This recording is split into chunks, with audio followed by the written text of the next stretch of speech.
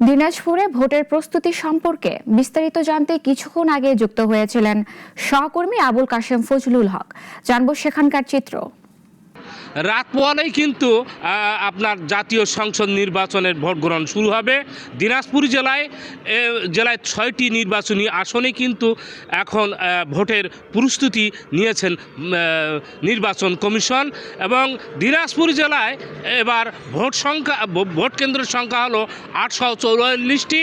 তার মধ্যে কিন্তু ঝুঁকিপূর্ণ রয়েছে 392টি, এবং নির্বাচন কমিশন এবং রিটার্নিং কর্মকর্তা জানিয়েছেন দিনাজপুর জেলায় আইনশৃঙ্খলা বাহিনী নিয়োগ করা হয়েছে, পুলিশ প্রায় 23,000, এবং আনসার নিয়োগ করা হয়েছে 11,000, এবং বিজিবি নিয়োগ করা হয়েছে 37 প্লাটুন, এবং সেনাবাহিনী নিয়োগ করা হয়েছে 7 প্লাটুন।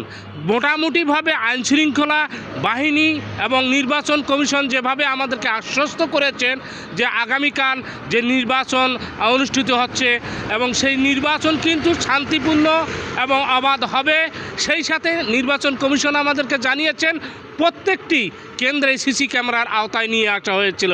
এই ছিল কিন্তু আমার কাছে দিনাজপুর থেকে সর্বশেষ সংবাদ।